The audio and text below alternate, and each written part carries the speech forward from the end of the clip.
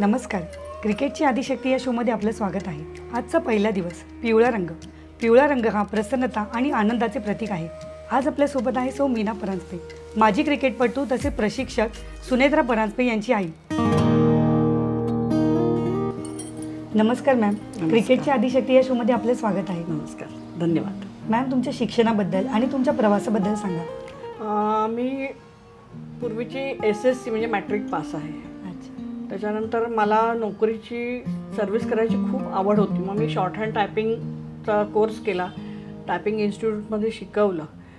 पण मला म्हणजे पुढचं शिक्षण घ्यायचं नव्हतं, म्हणजे कारण मला तेव्हा कसं मॅट्रिक झालेल्यांना सुद्धा गव्हर्नमेंट जॉब मिळत होते. त्यामुळे माझा तो प्रयत्न होता, तर शॉर्ट हँड टायपिंग म्हणून मी शिकून घेतलं. पण नशिबात नोकरी नव्हती माझ्या.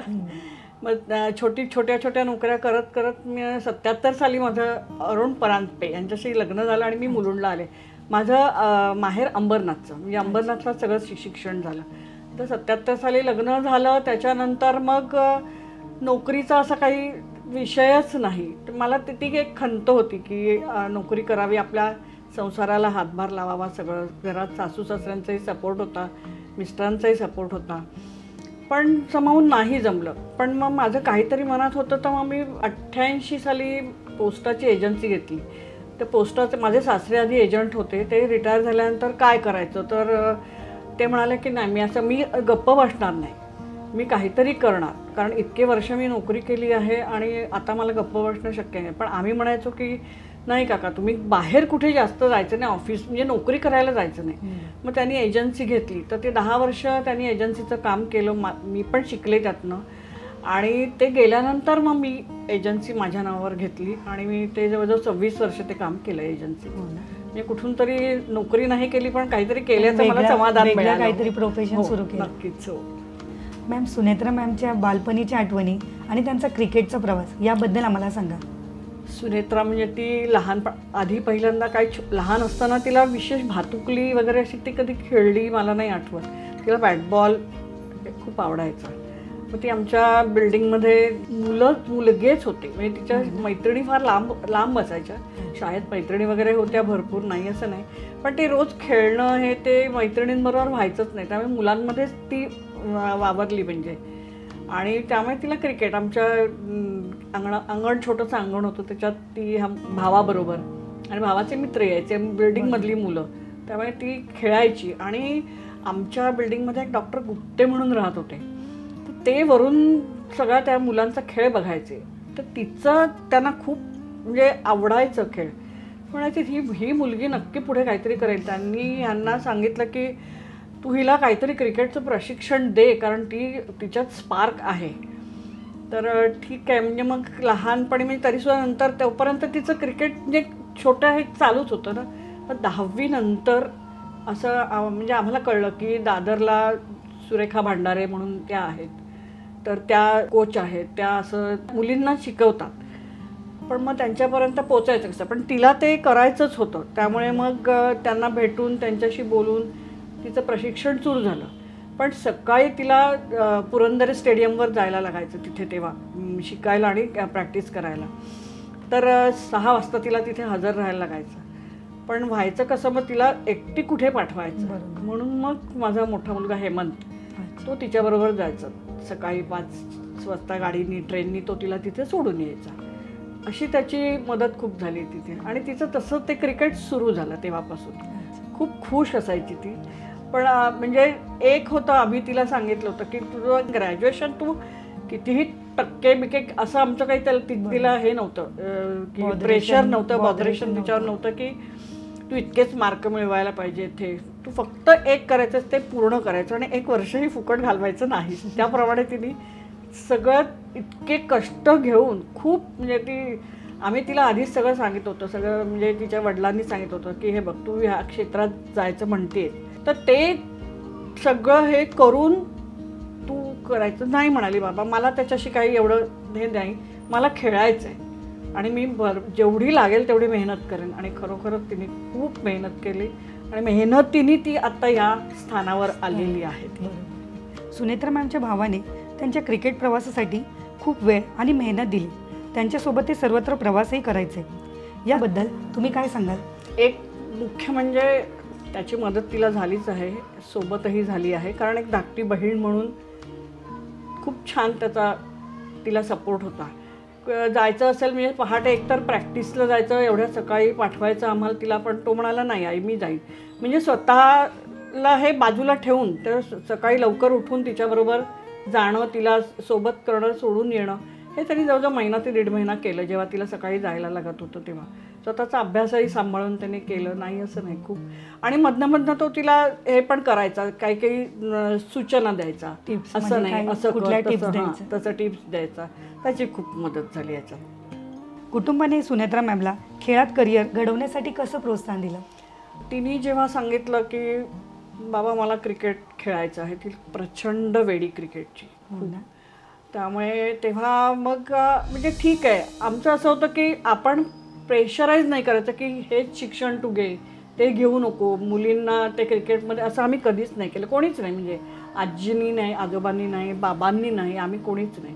की ठीक आहे तू खेळतेस, खेळ, तुला चांगल्यातलं चांगलं प्रशिक्षण मिळावं, हाच आमचा सगळ्यांचा हे होता. आणि मुख्य म्हणजे ना काय वाचायचं की परीक्षेच्या वेळेला ना तिच्या मॅचेस वगैरे नंतर असायच्या तेव्हा परीक्षेच्या वेळेला तिचा अभ्यास तिचा भाऊ घ्यायचा, दादा घ्यायचा, अकाउंट्सचं म्हणा हे म्हणा. ते म्हणून मग ती कॉमर्सलाच गेली की पुढे म्हणजे आर्ट्सला वगैरे अभ्यास जास्त करावा लागतो, कॉमर्सला गेली म्हणजे तिला तो खेळायला किंवा प्रॅक्टिसला वेळ देता येईल, म्हणून तिने ते केलं. कॉलेजच्या ह्याच्यातनं, युनिव्हर्सिटीतनं पण ती खेळली. मग ती नंतर मुंबईची कॅप्टन होती, युनिव्हर्सिटीची कॅप्टन होती. ती खूप मेहनत घेतली, आवडी, अत्यंत खुश असायची, म्हणजे खूप.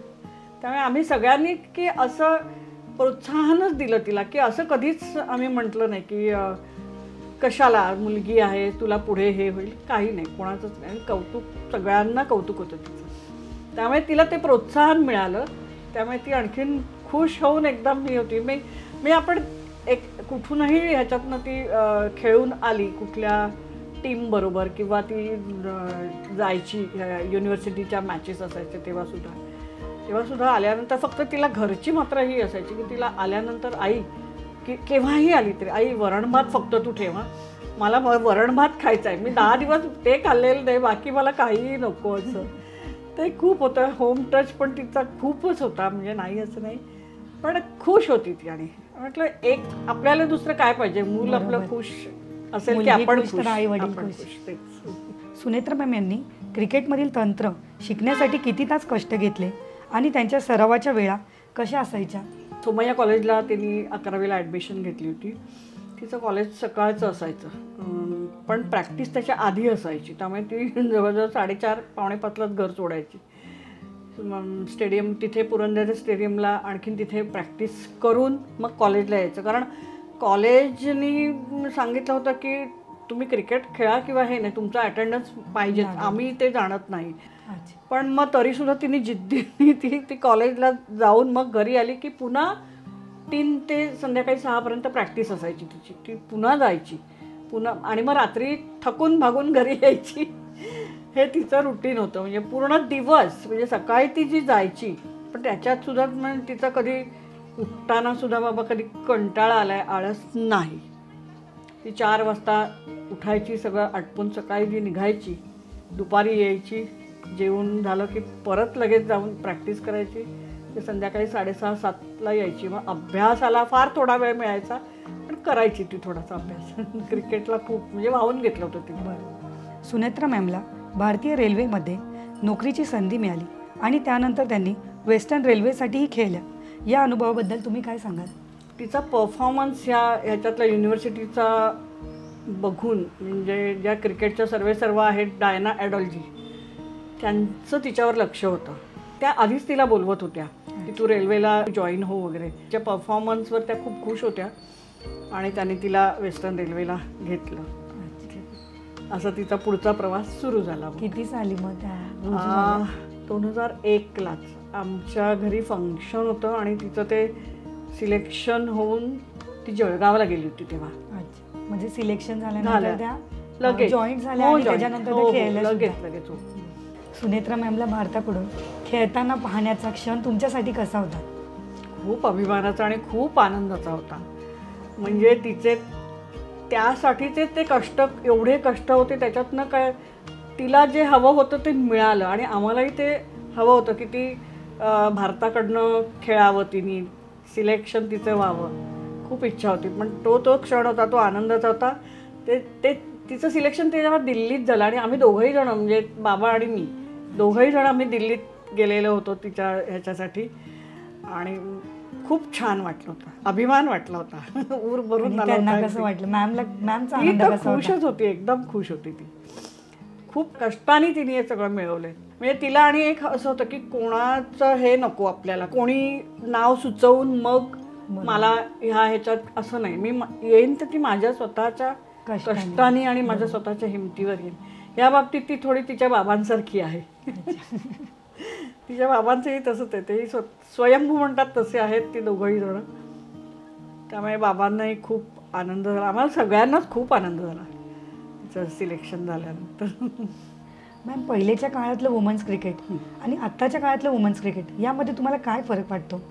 पहिलं म्हणजे ती जेव्हा युनिव्हर्सिटीची कॅप्टन झाली आणि नंतर भारताला तिचं सिलेक्शन झालं, तेव्हा फॅसिलिटीज अशा काही नव्हत्या, कारण पैसाच नव्हता तेव्हा. त्यामुळे खूप कष्ट करून, पण तरीसुद्धा तशी प्रतिकूल परिस्थिती असूनसुद्धा ह्या मुलींनी सगळ्यांनी खूप कष्टाने क्रिकेट पुढे नेलं आपलं. म्हणजे असं नाही की आम्हाला ही फॅसिलिटी नाही आहे तर आम्ही हे करणार नाही. त्याच्यानंतर BCCIने यांना जेव्हा टेकओव्हर केलं त्याच्यानंतर भरपूर त्यांना फॅसिलिटीज मिळाल्या आणि आता तर खूप छान म्हणजे आहेत. पण तेव्हाच्या मुलींचं म्हणजे कौतुक की आपण मागे हटायचं नाही, कष्ट म्हणजे करायचे आणि आपण आपल्याला जे काही गोल आपलं आहे ते साध्य करायचं. म्हणजे मी जास्त, मला त्यांचं कर्तृत्व असं जास्त वाटतं की सगळ्याच जणी, म्हणजे असं नाही की एक ठराविक हे, पण त्यावेळेच्या सगळ्याच जणींनी एकमेकींना सपोर्ट केला, भरपूर कष्ट केले आणि आत्ता इथपर्यंत पोचलेत त्या. त्यामुळे ह्या आत्ताच्या फॅसिलिटीज चांगल्याच आहेत, BCCIच्या थ्रू मिळतात त्या. त्यामुळे आत्ताच्या उलट मुलींना जास्त फायदा आहे त्याचा, असं मला वाटतं. त्या काळातल्या मुलींनी आपली जिद्द सोडली नाही. आणि तिला मुख्य म्हणजे तेच आहे की आत्तासुद्धा तिला प्लेयर चांगले घडवायचे, म्हणून तिचं लक्ष असतं कुठले प्लेयर काय आहेत. भरपूर ती आत्तासुद्धा कोच म्हणून आहे ना, तिचा अभ्यास खूप असतो. आत्तासुद्धा ती कोच म्हणून ती तिच्या मुलींसाठी कष्ट घेते खूप. आणि म्हणजे ज्या कोणी आहेत त्यांना आपण पुढे आणायचं, म्हणजे इंडियाला चांगल्या प्रतिनिधी खेळाडू मिळाल्या पाहिजेत, हे तिचं ध्येय आहे. म्हणून तिचे खूप प्रयत्न आहेत त्याचे. सुनेत्रा मॅम BCCIच्या सर्वाधिक दर्जाच्या लेवल 3 कोचिंग कोर्समध्ये यशस्वी झालेल्या एकमेव महिला कोच आहे. संपूर्ण देशात अशा एकमेव महिला कोच असल्याबद्दल तुमची भावना काय आहे? ती पण अभिमानाचीच गोष्ट आहे. पण त्याच्या आधी मी एक सांगू इच्छिते की ती ह्या कोचिंग साईडला का वळली, कारण ती टेस्ट मॅच खेळत असताना फॉरवर्ड शॉर्ट लेगला ती कॅच घेत असताना तिच्या हाताला खूप मोठी इंजुरी झाली आणि तेव्हापासनं म्हणजे तो पूर्ण सामना ती खेळू शकली नाही. म्हणजे मॅचच्या ह्याच्यातनं तिला मधूनच घरी यावं लागलं आणि हाताची इंजुरी खूप मोठी होती. तर जवळजवळ 2 वर्ष ती खेळू शकली नाही. नंतर 2 वर्षांनी तिचं ऑपरेशन झालं KM हॉस्पिटलमध्ये खांद्याचं. आणि मग हळूहळू तिचं म्हणजे क्रिकेट कमी झालं, पण म्हणजे क्रिकेट म्हणजे खेळणं, मैदानावर खेळणं कमी झालं. म्हणून मग तिला क्रिकेट तर सोडायचंच नव्हतं अजिबात. तिने कोचिंगसाठी मला कोचिंग शिकायचं आहे तर काय काय करायला लागेल ती सगळ्याची माहिती मिळवली. ती लेवल 1, लेवल 2, लेवल 3 सगळ्या लेवल तिने दिल्या. आणि 3ऱ्या लेवलला तर ती एकमेव महिला आहे असं कळल्यानंतर तर आम्हाला खूपच म्हणजे आकाश टेकणं झालं खरं सांगायचं तर. की खूप अभिमानाची गोष्ट आहे की आपलं मूल इतक्या उंचीपर्यंत जातं, इतके कष्ट घेऊन, म्हणजे तिला हे फळ मिळतंय, म्हणजे एवढ्या कष्टाचं खूप आनंद आहे, खूप समाधान आहे खूप. मॅम, सुनेत्रा मॅम या वेस्टर्न रेल्वेसाठी नोकरी करत होत्या, तर ती नोकरी सोडण्याचं कारण काय होतं नक्की? नोकरी सोडण्याचं कारण म्हणजे तिला पुढे कोचिंगच करायचं होतं. म्हणजे तिच्या मनात तेच होतं की चांगले प्लेयर घडवायचे तर त्याच्यासाठी आपण आधी व्यवस्थित प्रशिक्षण घ्यायला हवं, कारण ते नोकरीत राहून तिला ते करता येत शक्य नव्हतं. नसतं. आणि त्याच्यासाठी लेव्हल 1 लेव्हल 2 त्या दोन्ही लेव्हल तिला कराव्या लागणार होत्या. म्हणून मग तिने सांगितलं की मी बाबा जॉब सोडते, कारण तेव्हा तिला म्हणजे असं बाकीच्यांनी पण म्हणजे बऱ्याच जणांनी सांगितलं होतं तिथे असलेल्या की 2 वर्ष अजून तू कर, म्हणजे तुला पेन्शन पण चालू होईल. तर ती म्हणाली नाही, 2 वर्षांनी मला हे करता येणार नाही, आत्ताच मला चान्स आहे, तर त्याच्यात मी लेव्हल 1 मला करायचीच आहे आणि मी नोकरी करून ती लेव्हल 1 करू शकत नाही आहे. त्यामुळे मग तिला नोकरी सोडावी लागली आणि तिने सोडली आणि आम्ही तिला फुल सपोर्ट केला की हरकत नाही. आणि तिच्याबद्दल एवढी गॅरंटी की ती कधीही स्वस्थ बसणारी मुलगी नाही आहे अजिबात. त्यामुळे मग तिने ते सोडलं, लेव्हल 1 केलं, लेव्हल 2 केलं. लेव्हल 1 केल्यानंतरच तिला MCA कडनं अंडर 19 अंडर 23 यांचं कोचिंग करायला मिळालं. त्याच्यानंतर बडोद्याला ती 2 वर्ष होती. बडोद्याच्या मुलींनासुद्धा तिने BCAनी सुद्धा तिला संधी दिली, तिथेही तिने कोचिंग केलं आणि आता MCAला परत कोच म्हणून आहे, सिनियर कोच आहे आता. सुनेत्रा मॅमचा भविष्यातील दृष्टिकोन महिलांच्या क्रिकेटला प्रोत्साहन देणे आणि त्यांच्या खेळाच्या विकासावर केंद्रित करणे हाच त्यांचा दृष्टिकोन आहे. तर त्याबद्दल तुम्हाला काय वाटतं? नाही, तिचा तो दृष्टिकोन आहेच. तेच ती मी मगाशी म्हटल्याप्रमाणे तिला चांगले खेळाडू घडवायचे.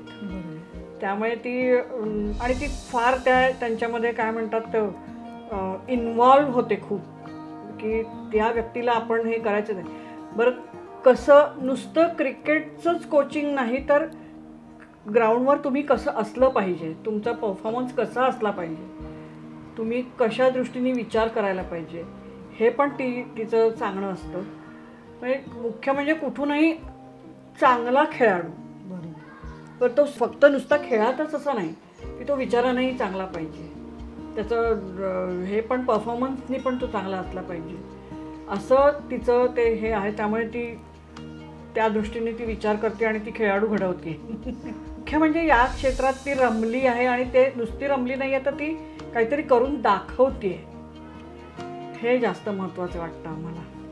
आणि म्हणजे ते तिच्या क्रिकेटच्या ह्याचं साध्य झालं असं आम्हाला वाटतं. मॅमचं आता सदैव म्हणजे क्रिकेट चालू असतं, प्रशिक्षण चालू असतं. तर त्यामध्ये थोडा वेळात वेळ काढून तुमच्या दोघांमध्ये म्हणजे बाबांबरोबर किंवा तुमच्याबरोबर तर जास्तीत जास्त कोणाबरोबर त्यांचं कॉन्व्हर्सेशन चालू असतं? हां, तर ती टूरवर असते तेव्हा काय काय होतं काय काय नाही ते ती सगळं तिच्या बाबांशी शेअर करते. मला त्यातलं विशेष काही कळत नाही, त्यामुळे त्या क्रिकेट तिथे काय घडतंय किंवा काय आहे त्याबद्दल ती बाबांशी जास्त बोलते. आणि मुख्य म्हणजे आमच्या दोघांचीच तिला प्रचंड काळजी नेहमीच असते, की लक्ष खूप असतं तिचं आमच्याकडे. आम्हाला काही प्रॉब्लेम आले तर ती एक दिवस जरी वेळ असेल तरी ती वेळात वेळ काढून धडपडून येणार आमच्यासाठी आणि आम्हाला भेटणार. आणि इव्हन कशाला ते तर आहेच की कुठलंही मूल आपल्या आईवडिलांना काही प्रॉब्लेम आला तर ते नक्की आईवडिलांनाचं म्हणजे बघणारच, हे करणार. वाढदिवस असला तरीसुद्धा ती कुठेही असू दे, एक दिवस जरी मिळाला तरी ती इतकी धडपड करून ती येणार. आम्हाला ते इतकं हे वाटतं की कशाला तर तू एवढे येते, तुझे नुसते आम्हाला शुभेच्छा मिळाल्या तरी कॉल केला तरी, पण ते नाही. आई बाबांचा वाढदिवस किंवा हे ते ती अजिबात चुकवत नाही, विसरत नाही. आणि मुख्य म्हणजे सगळं काय जर तिला प्रॉब्लेम असेल तर आम्हाला त्रास होऊ नये म्हणून ती आम्हाला खूप कमी सांगते. बाकी खेळाडूंबद्दल काही आणखीन मी हे असं करू का म्हणून तिच्या बाबांशी ती नेहमी चर्चा करत असते, फोन करत असते. पण तिला स्वतःला काही प्रॉब्लेम असेल, एकदा मागे कलकत्त्याला खेळताना तिला त्या डिहायड्रेशन झालं तिला, पण ते आम्हाला फार उशिरा कळलं. म्हणजे असं आम्हाला काही काळजी वाटेल किंवा आम्हाला खूप त्रास होईल मानसिक, असं ती त्याची खूप काळजी घेते ती. तिचं आमच्याकडेही लक्ष असतं आणि ती बारीक सारीक क्रिकेटमधल्या गोष्टी काही तिला अडल्या किंवा विचाराविषयी वाटलं ती बाबांशी बोलते, हे करते. बाकी आई फोन तर असतोच, रोजच असतो फोन. बाकी आई कशी आहे, काळजी घे, मी अमुक हे करते, मी येते, असं तसं चालू असतं तिचं. मॅम, तुम्ही आमच्या क्रिकेट TVच्या आदिशक्ती या शोमध्ये आलात त्याबद्दल तुमचे धन्यवाद. आणि तुम्हाला आणि सुनेत्रा मॅमला पुढील वाटचालीसाठी खूप खूप शुभेच्छा. धन्यवाद. मी पण तुमचे धन्यवाद मानते की या निमित्ताने तुम्ही आमच्या घरी आलात आणि आम्हाला ही संधी दिली. ईश्वरी क्रिकेटच खेळायची आईवडिलांच्या घराच्या पाठीमागे एक छोटंसं ग्राउंड आहे नगरपालिकेचं. हो का? मग तिथे आजूबाजूचे सर्व मुली यायचे आणि मग त्यांना माझ्या आईवडिलांकडे माहिती पडलं की यांची जी नात आहे ती क्रिकेट खेळते. मग ते तिला रोज बोलवायला यायचे. त्यांनी तिचं नाव तेंडुलकर ठेवलेलं होतं. म्हणजे तेंडुलकर म्हणजे लहानपणापासूनच ती मास्टर ब्लास्टरच होती. हो, आल्याशिवाय आम्ही क्रिकेट नाही खेळणार.